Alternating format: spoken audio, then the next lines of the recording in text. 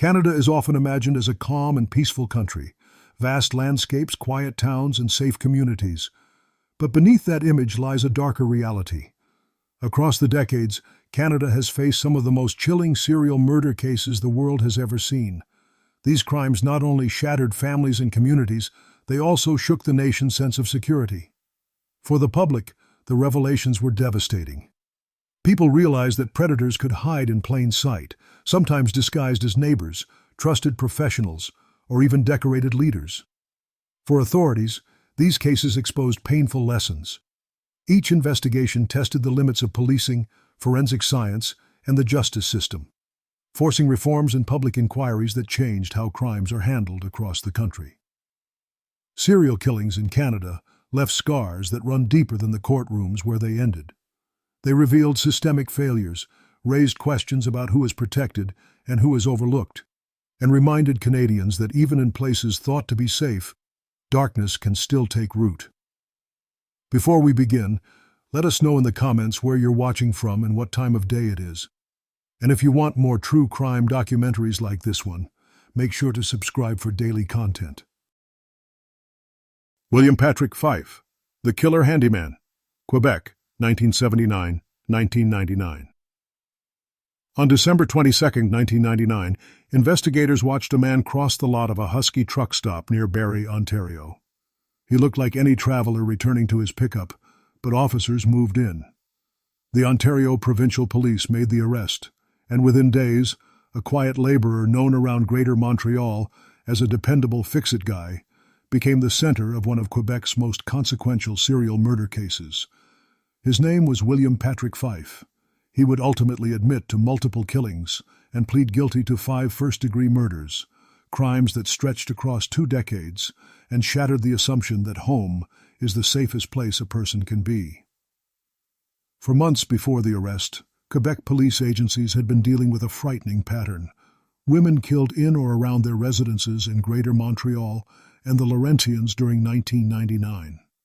Investigators compared case files and found similarities in victim profiles and settings, homes with few obvious signs of forced entry, the kind of spaces where familiarity, not fear, usually lives.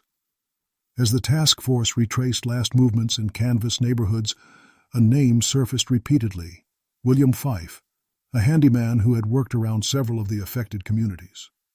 Advances in forensics gave the investigation sharper tools. DNA from the Baie d'Urfé home of victim Mary Glenn, along with other scene work, helped focus the case. To understand how the pattern came together, it helps to look at the timeline the courts eventually recognized. The earliest homicide proven in court was the 1981 killing of Hazel Scatillon in town of Mount Royal, TMR. For years, it stood as an unsolved case until later developments linked it to Fife. Fast forward to 1999. Anna Yarnold was killed on October 15th in Senneville. Monique Gaudreau on October 29th in Saint-Agathe-des-Monts. Therese A. Shanahan in November in Laval, and Mary Glenn on December 15th in Baie d'Urfé. Together, these 5 killings, Scatillon, 1981, and the 4 clustered in late 1999, formed the core of the prosecution. The 1999 surge created palpable fear. Doors double-locked, schedules altered, and neighbors checking on one another. The idea that the person responsible might not be a stranger in the alley, but someone with a legitimate reason to be near the house. A contractor, a gardener, a repairman, deepened the unease. Media would later adopt a phrase that captured the betrayal at the heart of the case: the killer handyman. Investigative momentum came from both traditional detective work and science. Detectives mapped the victims' routines and who had known access to their spaces. At the same time, technicians revisited physical exhibits with improved methods. One detail that surfaced in later forensic commentary: police recovered running shoes Fife discarded at a church clothing drop in Toronto on December 21, 1999.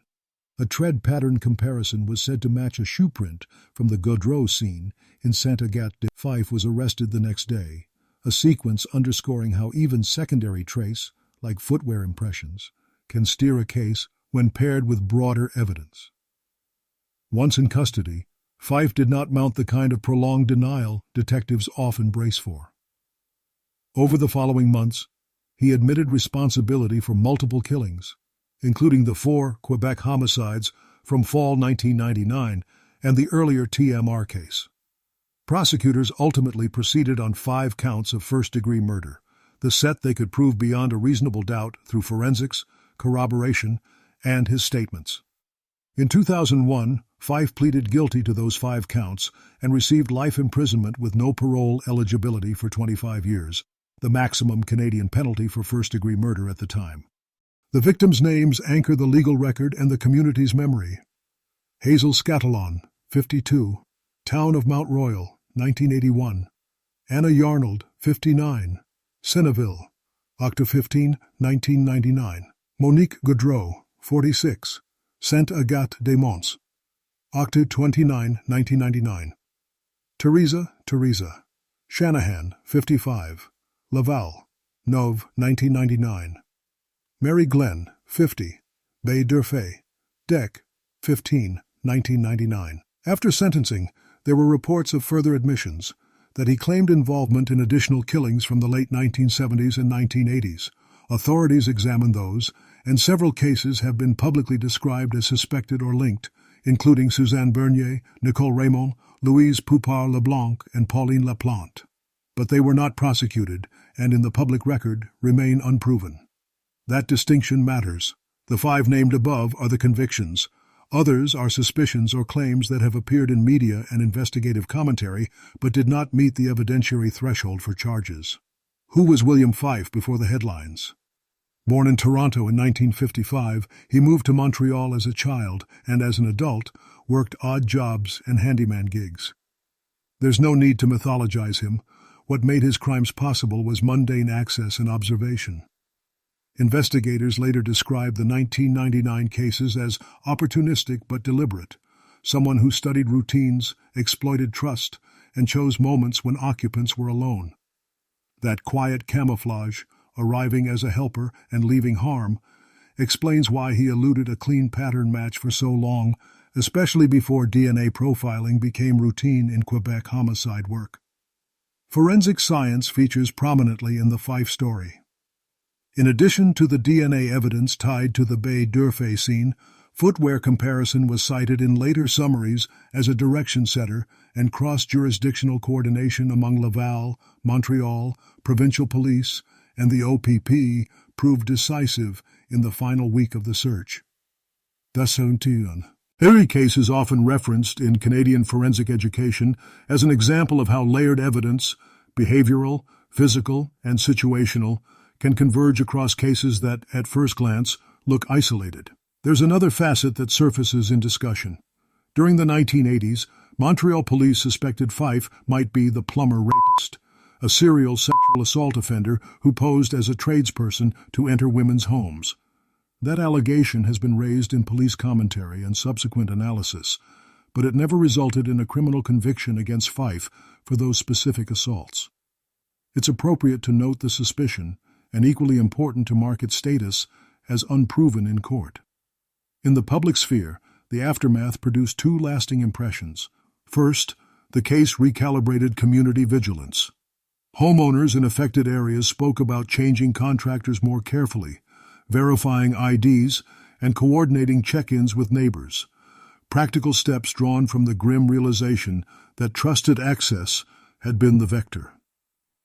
Second, the case is now a familiar reference point in police training and cold case work in Quebec. When a recent case resembles an older unsolved file, investigators are more likely to reprocess legacy exhibits for DNA or compare shoe prints and other trace with modern databases. The message is procedural, not dramatic.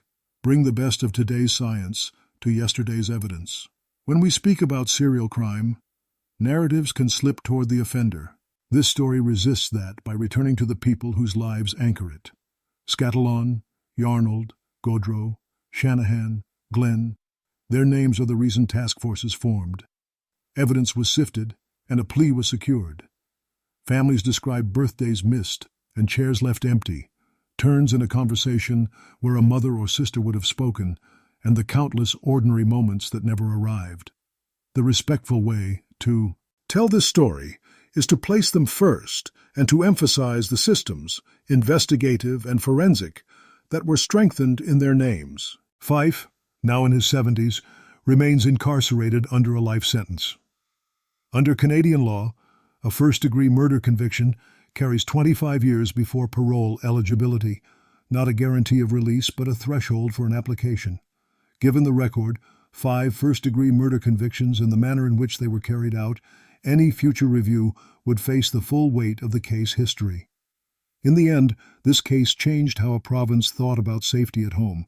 It affirmed that patient, methodical police work, paired with forensics that didn't exist a generation earlier, can close a door that evil once walked through. And it asked communities to honor victims by remembering their names, supporting their families, and insisting that the systems built in their memory remain strong. Alan Legebokoff, Monster of the Miramichi, New Brunswick, 1986 to 1989. On May 3, 1989, residents of Miramichi, New Brunswick, awoke to news that would change their community for months to come. A convicted killer had escaped custody during a hospital visit, slipping out of his restraints and vanishing into the woods. His name was Alan Legebokoff, and in the 7 months that followed, he terrorized the region. What began with one violent crime in 1986 evolved into a campaign of fear that would scar New Brunswick's history and reshape how Canada handled dangerous offenders. In June 1986, Legebokoff and 3 accomplices broke into the home of John and Mary Glendenning in Black River Bridge, a small community near Miramichi. The couple owned a convenience store, and Legebokoff believed they had money hidden in their home. The robbery turned brutal. John was killed, Mary was severely injured, and their house was set ablaze to destroy evidence. Police quickly identified the suspects.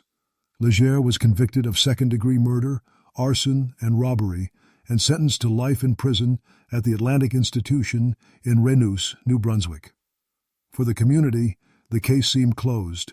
The threat was behind bars. In 1989, Legebokoff complained of an ear infection. On May 3rd, he was taken under guard to the Dr. George L. Dumont Hospital in Moncton. During the visit, he managed to smuggle in a small piece of metal which he used to pick his handcuffs. He attacked a guard, fled the hospital, and disappeared. It was a stunning breach of security. Police assumed he might try to leave the province, but Legebokoff knew the Miramichi region well. He retreated into the forests, using rural back roads and isolated cabins to stay ahead of search teams. For residents, the escape was terrifying. Few believed a convicted murderer could break free so easily, and the question quickly became not if he would strike again, but when. Legebokoff wasted little time. On May 29, 1989, he entered the home of sisters Annie and Donna Flam. Annie was killed, while Donna was brutally attacked, but survived. The randomness of the attack sent waves of panic through Miramichi. Then, on October 13, 1989, he killed Reverend James Smith, a local Catholic priest, in his presbytery. The murder of a clergyman shocked residents who saw their church as a place of sanctuary. The violence escalated. On November 16, 1989, Legebokoff broke into the home of Linda and Donna Dawney, 2 sisters. Linda was killed, and Donna barely survived the ordeal. By now, the press had given him a name that captured the region's fear. The Monster of the Miramichi. Life in the community changed dramatically. Families locked their doors, schools shortened hours, and businesses closed earlier. Few ventured out after dark. Police checkpoints and patrols became routine. But despite their efforts, Legebokoff seemed to strike and vanish at will. His knowledge of the terrain and his ability to intimidate people into silence allowed him to stay ahead of the law. The RCMP and local police launched one of the largest manhunts in New Brunswick's history. Hundreds of officers scoured the countryside, searching cabins and wooded areas. Yet Legebokoff's ability to hide kept him one step ahead. False sightings multiplied, exhausting resources and heightening anxiety. What finally broke the case was a combination of surveillance and forensics. Police tracked Legebokoff after reports of a stolen vehicle and sightings in the Rogersville area. On November 24, 1989, after 7 months on the run, he was captured without resistance. The relief in Miramichi was immediate. Residents wept, embraced police officers, and expressed a collective sense that the nightmare had ended. In August 1991, Legere went on trial in Moncton for 4 counts of first-degree murder. The proceedings drew national attention not only because of the crimes, but because of the evidence. For the first time in Canada, prosecutors relied heavily on DNA analysis to secure a conviction. Biological samples collected from the crime scenes matched Legere's profile, providing near-certain proof of his guilt. The jury found him guilty on all 4 counts. He was declared a dangerous offender, ensuring he would never be eligible for parole. His case marked a turning point in Canadian legal history. DNA evidence, once experimental, had proven its value in court and would become a cornerstone of future prosecutions. The terror Legere spread left deep scars in New Brunswick. For months, residents lived under siege, afraid to leave their homes at night. His ability to escape, kill again, and elude capture shook confidence in both the correctional system and law enforcement. In the aftermath, Correctional Service Canada overhauled its prisoner transport procedures. Hospitals and prisons adopted stricter security measures for inmate medical visits. Police agencies refined their strategies for rural manhunts, ensuring better coordination in future emergencies. The use of DNA in Legere's trial also reshaped Canadian policing. His conviction became a case study in how science could close the gap where traditional investigations struggled. Alan Legere's story is not just about one man's violence. It is about the impact of fear on an entire region, the consequences of lapses in security, and the resilience of communities forced to endure the unimaginable. The monster of the Miramichi remains behind bars, but the lessons of his crimes, from DNA science to correctional reform, continue to shape Canada's justice system. For many, Legere's name remains synonymous with terror in small-town Canada. John Martin Crawford, Saskatoon, Saskatchewan, early 1990s. In October 1994, a hunter walking through brush on the outskirts of Saskatoon came across something that froze him in his tracks: human remains. Days later, more skeletal remains were recovered in the same area. For investigators, the discoveries were a turning point. For families who had been searching for missing loved ones since the early 1990s, it was the beginning of answers they had feared but already suspected. Within 2 years, police would arrest and convict a man whose crimes would become one of the darkest chapters in Saskatchewan's history. His name was John Martin Crawford. Crawford's arrest in 1994 and subsequent trial in 1996 shocked many Canadians not because of his name. He was not widely known until then, but because of what the case represented. He was ultimately convicted of killing 3 Indigenous women: Shelley Gale Napope, 16, Kalinda Waterhen, 22, and Eva Taysup, 30. All 3 had vanished in 1992, their disappearances largely overlooked at the time. Crawford was sentenced to life imprisonment, with no chance of parole for 25 years. But while the courtroom delivered legal justice, the broader story exposed systemic failures that had long put Indigenous women in disproportionate danger.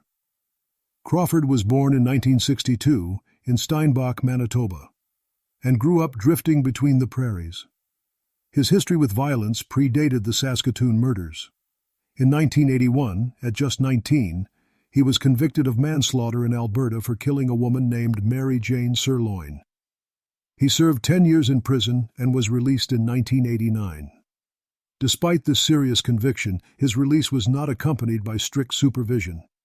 He blended into Saskatoon's margins, known to police for petty trouble but not considered a priority. That earlier violent history would later raise troubling questions about how closely he was monitored. By the early 1990s, Saskatoon's Indigenous families were already on edge. Women were going missing, and families often reported that police dismissed concerns, suggesting their loved ones had walked away or left by choice. The 3 women later tied to Crawford's crimes disappeared in quick succession in 1992. 16-year-old Shelley Napope, a teenager still finding her way in life, vanished first. Months later, 22-year-old Kalinda Waterhen and 30-year-old Eva Taysup were also reported missing. Their families insisted these were not isolated or voluntary absences. They pleaded with authorities for more urgency, but investigations moved slowly. When the hunter discovered remains in 1994, the atmosphere changed. Forensic analysis confirmed they belonged to the missing women. Investigators began piecing together movements, witnesses, and potential suspects. Attention turned to Crawford, who had been linked socially to Saskatoon's street scene and was already on file for past violent conduct. The police case wasn't built on a single dramatic clue, but on layers of evidence. Timelines reconstructed through interviews, connections between Crawford and the victims, and the forensic confirmation of remains. In 1996, Crawford was put on trial for 3 counts of murder. Prosecutors laid out how he had targeted women who were vulnerable, Indigenous, and overlooked by institutions that should have protected them. The jury convicted him of 1 count of first-degree murder and 2 counts of second-degree murder. He received 3 concurrent life sentences, with no chance of parole for 25 years. For families, it was the formal acknowledgement that their daughters and sisters had been victims of a serial predator. For the public, it was a jarring recognition of how little urgency had been applied to their cases until the remains were discovered. But what the courtroom couldn't resolve was the deeper question. Why did it take so long for these disappearances to be taken seriously?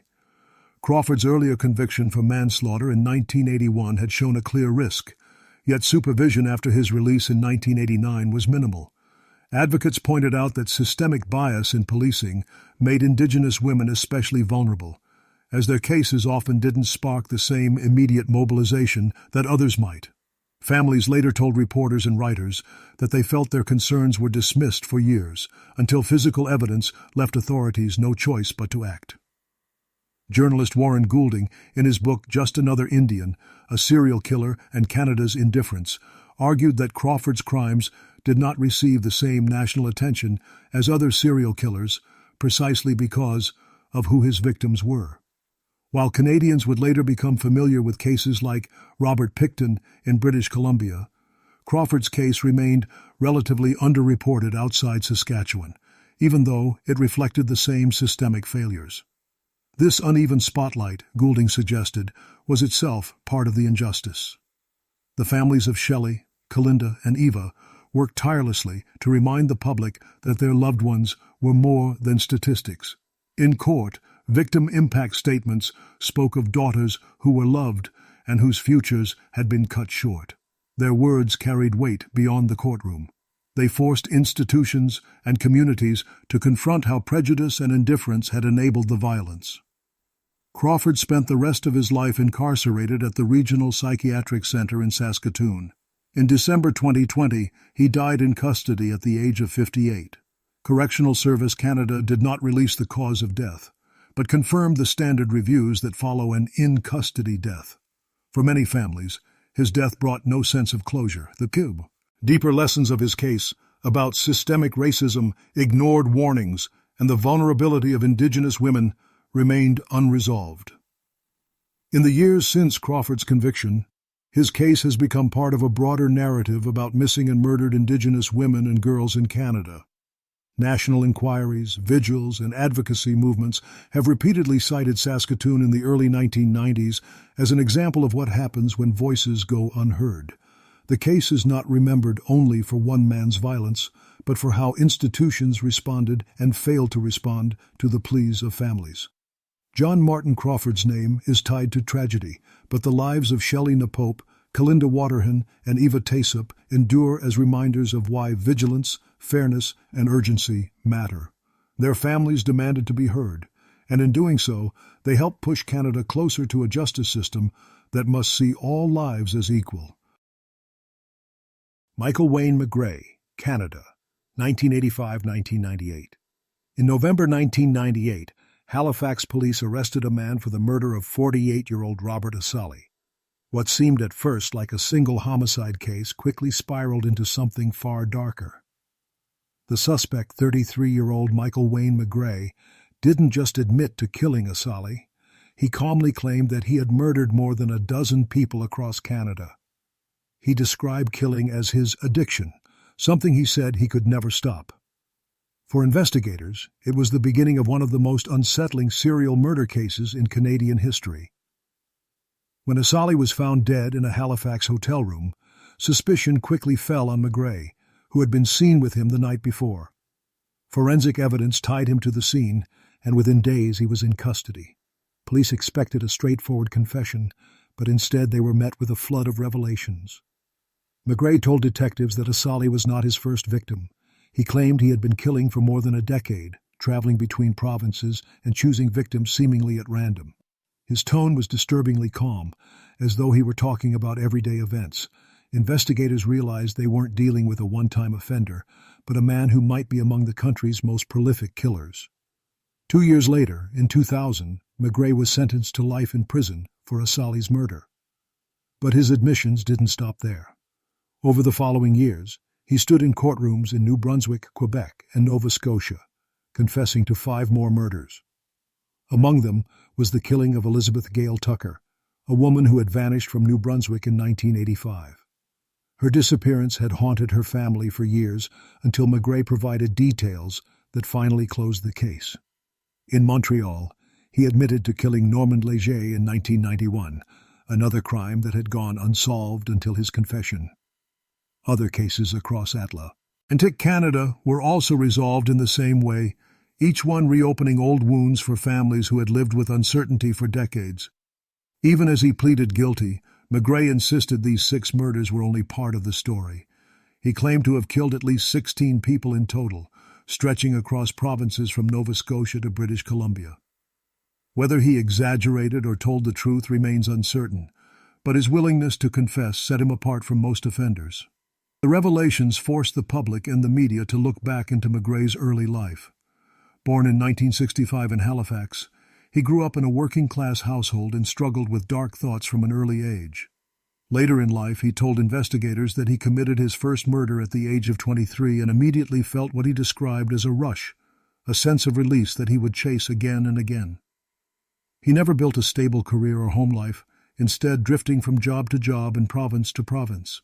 To neighbors and acquaintances, he seemed unremarkable, quiet, solitary, sometimes odd, but never dangerous. That ability to blend into the background allowed him to move undetected while he pursued what he would later call his compulsion. Unlike many serial predators who focus on a single victim type, McGray's choices were inconsistent. Some were men he met casually. Others were women he targeted at random. He even admitted to killing a child, a claim that horrified investigators. This lack of a clear pattern made his crimes far more difficult to connect. Police forces in Nova Scotia, New Brunswick, and Quebec each had unsolved murders on their hands, but nothing suggested they were the work of one individual. Without a link, cases languished as cold files. It was only McGray's unexpected confession in 1998 that finally tied them together. What made McGray especially chilling was the way he described his own motives. In an interview with the National Post in 2010, he said, "Serial killers don't stop. If I hadn't been caught, I'd still be doing it." He compared murder to an addiction, saying it gave him a temporary high that he needed to experience again and again. For police and mental health experts, those words highlighted the compulsive nature of his crimes. He showed no remorse, only resignation, that prison had ended what he called his cycle. It was a stark reminder that some offenders see violence not as choice, but as compulsion.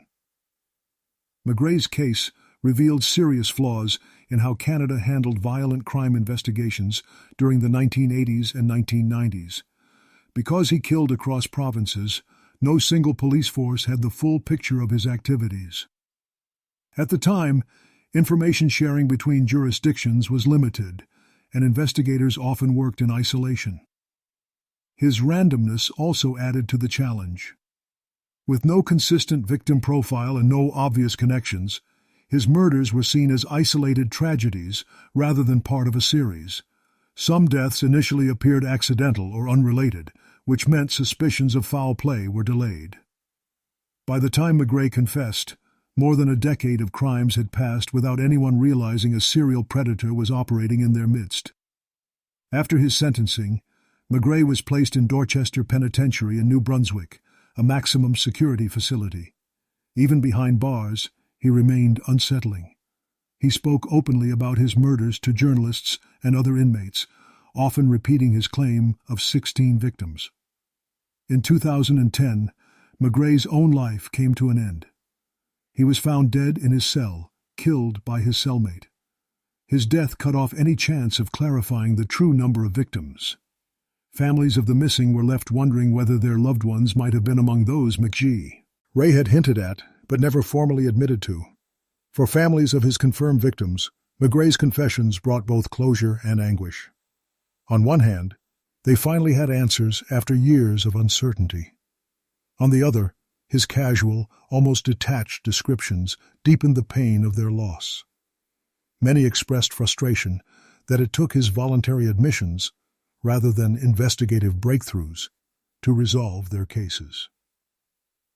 McGray's arrest and confessions forced Canadian policing to confront its blind spots. His crimes highlighted the importance of national systems like VCLAS, the Violent Crime Linkage Analysis System, which was designed to connect unsolved cases across jurisdictions. In the years following his revelations, greater emphasis was placed on interprovincial cooperation, data sharing, and training officers to spot patterns even in seemingly unrelated crimes. His words also gave criminologists valuable insight into compulsive offenders. By framing murder as an addiction, McGray underscored how certain individuals may escalate until caught, challenging assumptions that predators might stop on their own. Michael Wayne McGray will be remembered as one of Canada's most disturbing serial killers, not only for the lives he admitted to taking, but for what his case revealed about systemic failures. His arrest in Halifax exposed the gaps between jurisdictions and showed how easily random violence can go unnoticed without cooperation and vigilance. Peter Woodcock, a.k.a. David Michael Kruger, Toronto Brockville, Ontario, 1956 to 1991. On September 22, 1957, Toronto police arrested an 18-year-old boy who seemed more fragile than fearsome. He spoke quietly, avoided eye contact, and looked like someone who might have trouble making friends, not someone capable of violence. But Peter Woodcock had just confessed to killing 3 children. For decades he would remain in psychiatric institutions, until in 1991, under a new name and on a supervised outing, he killed again. His story unsettled Canada because it wasn't just about one individual's violence. It was about what happens when institutions underestimate danger. Peter Woodcock was born in 1939 in Peterborough, Ontario. His childhood was unstable from the start. Given up by his birth mother, he was placed into foster care and moved between homes repeatedly. Records described him as socially awkward, bullied, and prone to disturbing behavior even as a young child. By his teens, Woodcock had developed a fixation with bicycles. He would ride around Toronto for hours, often alone. Neighbors recalled seeing him on his red bike, roaming the city streets. That bike would later become a chilling symbol of his crimes, as he used it to approach children. Toronto in the 1950s was seen as safe, the kind of city where kids played outside unsupervised. Parents rarely worried about predators, which left children vulnerable. In that environment, Woodcock found opportunities to act on his impulses. Between 1956 and 1957, 3 children disappeared while playing outdoors in Toronto. Wayne Millette, 7, was found near the exhibition grounds in September 1956. Gary Morris, 9, was discovered near Cherry Beach the following month. Carol Voice, 4, was killed in January 1957 near Queen Street East. The cases caused fear across Toronto. Parents stopped letting children walk alone and police launched one of the city's most intensive manhunts. Witnesses reported seeing a youth on a bicycle near the scenes, but the description was vague. Woodcock's behavior eventually drew attention. He was questioned after suspicious sightings, and when confronted, he confessed. Investigators noted how calmly he recounted details, as if describing errands rather than killings. The lack of emotion convinced doctors and courts that he was profoundly disturbed.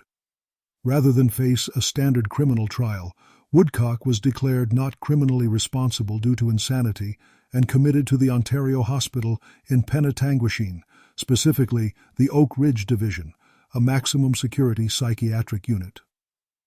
Doctors at Oak Ridge described him as one of their most troubling patients, manipulative, emotionally detached, and fascinated by violent fantasies. Treatment at the time relied on experimental therapies, group confrontation sessions, and heavy medication. While Woodcock complied outwardly, reports suggested he never lost his violent obsessions. For most Torontonians, the case faded after his confinement. The murders were horrific, but with Woodcock locked away, the public believed the danger had passed. Woodcock spent more than 3 decades in psychiatric custody. During this time, he changed his name to David Michael Kruger, attempting to leave behind the identity tied to his teenage crimes. By the 1970s and 1980s, psychiatric philosophy in Canada had shifted. Institutions placed greater emphasis on rehabilitation and gradual reintegration into society. Patients deemed stable were sometimes given supervised passes outside the hospital to test their progress.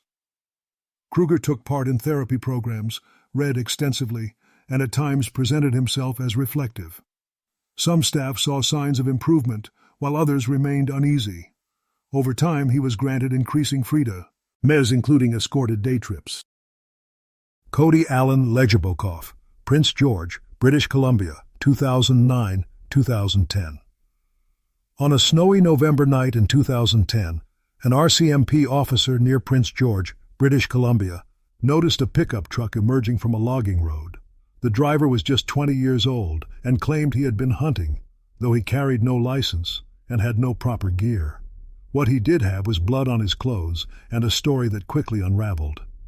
Within hours, the remains of a 15-year-old girl were found nearby. The driver's name was Cody Alan Legebokoff. His arrest would uncover a disturbing truth. Despite his age, he had already claimed multiple lives. Legebokoff was born in 1990 and raised in Fort St. James, a small northern town. By most accounts, he had an ordinary upbringing. He played hockey, had friends, and seemed like any other teenager. After high school, he moved to Prince George, where he lived quietly, working and spending time online. Outwardly, nothing suggested he would become a killer, but behind that unremarkable facade, he was leading a double life. The victim found that night was Lauren Leslie, a 15-year-old from Fraser Lake. She had gone missing only hours earlier. Investigators quickly connected her to Legebokoff through his truck, digital records, and her personal belongings. The discovery was horrifying in itself, but the true shock came as police expanded their investigation and began to link him to other unsolved cases. Prince George and the surrounding region were already haunted by tragedy. The stretch of Highway 16, known as the Highway of Tears, had long been associated with disappearances and murders, many of them Indigenous women. When police examined Legebokoff's movements, forensic evidence, and witness accounts, 3 more names were added to the list of victims. Jill Stuchenko, 35, a mother and talented singer, had vanished in October 2009. Cynthia Moss, 35, described as a warm presence, went missing in September 2010. And Natasha Montgomery, 23, a young woman remembered for her energy and love of family, disappeared in August 2010. While her body was never recovered, DNA evidence found in Legebokoff's apartment and truck conclusively tied him to her case. The investigation combined traditional detective work with forensic science. Officers retraced digital footprints, combed through missing persons reports, and analyzed DNA samples. What began as a routine traffic stop spiraled into a full serial murder case. In each instance, the evidence pointed back to the young man from Fort St. James, who had started killing not long after leaving high school. In 2014, Legebokoff stood trial in Prince George Supreme Court. He was charged with 4 counts of first-degree murder. Prosecutors presented a picture of rapid escalation, beginning with Jill Stuchenko in 2009 and ending with the murder of Lauren Leslie, the crime that led to his capture. The defense tried to suggest he had been influenced by others or was only peripherally involved, but the forensic trail was overwhelming. On September 11, 2014, the jury found him guilty on all counts. He was sentenced to life in prison with no chance of parole for 25 years, the maximum penalty under Canadian law. For the families, the verdict was both relief and heartbreak. They had the certainty of justice, but no court could restore the lives lost. Jill's children would grow up without her. Cynthia's family mourned the silence left behind. Natasha's parents carried the agony of never recovering her body, and Lauren's family faced the devastating reality that their 15-year-old daughter had been taken by someone barely older than her. Legebokoff's conviction drew national attention not only for its brutality, but because of his age. At just 19, when the murders began, he became known as one of the youngest serial killers in Canadian history.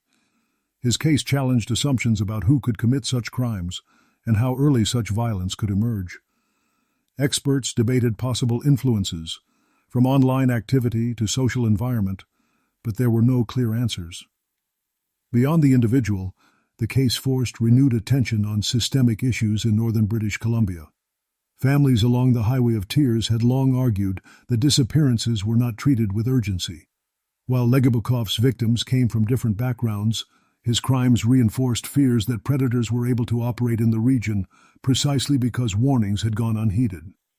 The conviction was a measure of accountability, but it could not erase decades of mistrust between families and authorities. After sentencing, Legebokoff appealed, but in 2016, the British Columbia Court of Appeal upheld the convictions, affirming the strength of the evidence.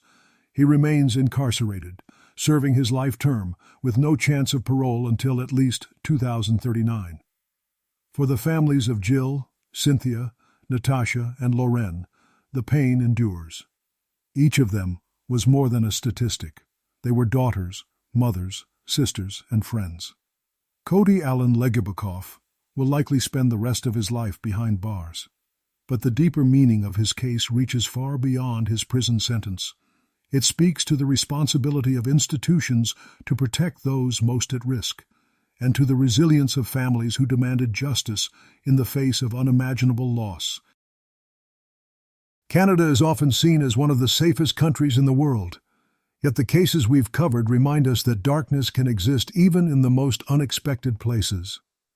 Serial killers like these have not only taken innocent lives, but also shaken public trust, forced reforms in policing, and left lasting scars on communities. Their stories are part of Canada's history, unsettling chapters that continue to shape how justice and safety are understood today. What do you think these cases say about Canada's ability to protect its most vulnerable? Share your thoughts in the comments below, and let us know where you're watching from and what time of day it is. Don't forget to subscribe for more true crime documentaries as we continue to uncover the cases that shaped Canada's past and still haunt its present.